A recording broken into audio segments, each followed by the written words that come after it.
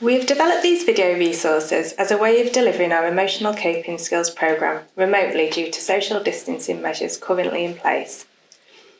The course consists of 3 video sessions with tasks for you to practice in between. You should have received some handouts which we will ask you to refer to during the course.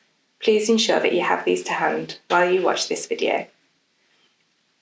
We are aware that accessing help for your mental health can bring up difficult emotions.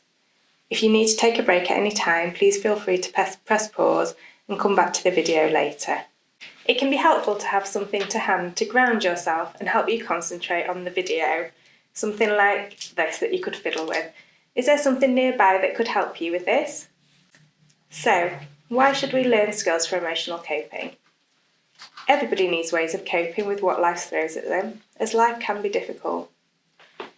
People have different life experiences, but we all need ways of coping. We recognise that some of the coping skills you may have developed can be helpful in the short term for managing your emotions, but might not benefit you in the long term.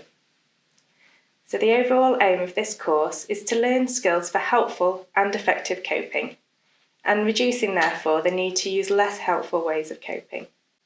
We hope that learning these skills will reduce the distress that you experience and have a positive impact on your mental health, mood and emotional well-being. When facing painful or hurtful life events, there are usually 4 things that people do. They might try and solve the problem. They might try and change how they feel about the problem. They might learn to tolerate the problem, or alternatively do nothing and just stay miserable and perhaps even make a problem worse. Can you relate to any of these? I think we can all agree that if you want things to change, then you need to try something different. And this is likely why you are watching this video. Because you'd like things to change, however we know that change isn't always easy. Over these 3 sessions, we're going to look at putting together a plan to help you think about how to cope with pain and distress, how to react to distress in more helpful ways without making a situation worse, and how to start doing things that generally improve your well-being and build your emotional resilience. We will be looking at lots of skills. They won't all suit everyone, and it's fine to pick and choose ones that suit you to build your own toolbox. Within the video sessions, we're going to focus on 3 areas of emotional coping skills, which we call mindfulness skills, crisis survival or distress tolerance skills, and emotional regulation skills. These skills are particularly helpful for reducing mood swings, avoidance, and unhelpful thinking cycles, such as excessive worry.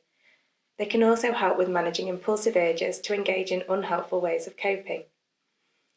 And at the end of these sessions, the plan is for you to have a clearer idea of what you can do to try and cope better at difficult times. Over the 3 weeks, there'll be activities to practice, and it is really important that you give these a go, as it brings the skills to life while trying them at home.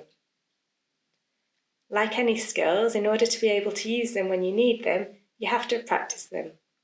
And without practice, you can't expect to find the skills helpful or to be able to use them at times when you most need them. Overlearning the skills in this way will help you to use them more automatically over time. And it's really important to say that you won't always get it right, especially not straight away. It's a bit like learning to ride a bike. You'd expect to fall off sometimes, but it is part of the process and it will get easier with time. Research shows us that these skills can be very effective if people practice them regularly. So the first skill I'll talk about is called mindfulness, and the aim is to help you to start to increase control of your mind. For this bit, please look at handout 1 in your pack. To a certain extent, being in control of your mind is being in control of your attention. That is, what you pay attention to and for how long you pay attention to it. If you need to walk across a dark room, is it better to see the furniture or not? Is it easier with the light on or with it off? What do you think? Mindfulness increases your awareness and can make you more effective. A fundamental goal of mindfulness is to reduce mindlessness in terms of what is going on around us and of what we ourselves are doing, thinking and feeling. Mindfulness is a practice of being in the present. It's about being present in your own life. It is the opposite of being on autopilot. Many people find at some point that their life is whizzing by and they're missing a lot of it. It's easy to be so focused on distractions, the past, or the future that we are actually missing many positive things in our lives. So essentially, mindfulness helps us to focus on the present moment, noticing what's going on within and outside of ourselves, as it is, without avoidance and suppression. We will show you a range of different mindfulness practices over the video so you can pick out the ones that work for you. People may or may not have heard of mindfulness before, however, it's now widely used, and there are lots of associated health benefits, including increased happiness, reduced distress, depression and anxiety, and reduced pain when practiced and used regularly. So now we'll show you a simple mindfulness exercise that you can join in with. This exercise involves you bringing your attention to focus on a single object. You will describe the object based on what you see visually and what you feel from your sense of touch. Select a small object that will be the focus of your attention. It should be something that you do not have strong feelings about, perhaps a pen, a watch, or any object you have close to hand. Without touching the object, first explore it visually. Describe what you see. You might imagine that you are describing the object to someone who cannot see it. What does the surface look like? What is its shape? How does the light illuminate its surface? Is it straight, curved, or some combination? Is it shiny or dull? Are there any shadows across it? Any reflection on its surface? What colours and shapes does it have? Does it look smooth or bumpy? Does it look soft or hard? Does it look wet or dry? What else can you see about it? Now take the object into your hands. You might want to close your eyes in order to focus better on your sense of touch. How does it feel as you hold it in your hands and run your fingers across it? Is it hard or soft, smooth or rough, sharp or dull? How much does it weigh? What is its temperature? How does it feel different in different parts? How did that feel? Did you notice anything different about the object you may have not noticed previously? Mindfulness is about focusing on one thing at a time. So next we're going to look at Wise Mind. So please look at handout 2 in your pack. Wise mind is the inner wisdom that each person has. Rational mind and emotional mind are states of mind that get in the way of wise mind. We can be in different states of mind at different times, and we can feel, think and act very differently than we do in another state of mind. Emotional mind is your state of mind when your emotions are in control and you're not balanced by reason. Can you think of a time when you may have acted in emotional mind? When in emotional mind, emotions control your thinking and your behaviour. You are ruled by your moods, feelings and urges to do or say things. Facts, reason and logic are not important. Emotional mind is hot. This is not the same as being highly emotional though. People often have intense emotions without losing control. For example, holding one's newborn baby or finding out a loved one has died can elicit intense emotions of love for the baby or grief over their loved one dying. And each of these would be emotional mind only if the emotions crowded out reason and effectiveness. Rational mind is the extreme of reason, like a robot. Think of Mr. Spock from Star Trek or Sheldon Cooper from The Big Bang Theory. Can you think of a time when you may have acted in rational mind? Rational mind is not balanced by emotions and values. It is the part of you that plans and evaluates things logically. When completely in rational mind, you are ruled by facts, reason, logic and pragmatics. Emotions such as love, guilt or grief are irrelevant. Rational mind is cold. Rational mind can be very beneficial, for example, helping us to follow instructions, but it's cold and dismissive of emotions, needs, desires and passion, which can create problems. Although at times it can seem like this would be a nice place to be, it's hard to make and keep friends if you are only in rational mind. Relationships require emotional responses and sensitivity to others' emotions. And when you ignore your own emotions and treat other people's emotions as unimportant, it's hard to maintain relationships. Wise mind is the middle ground between the opposites of emotional mind and rational mind.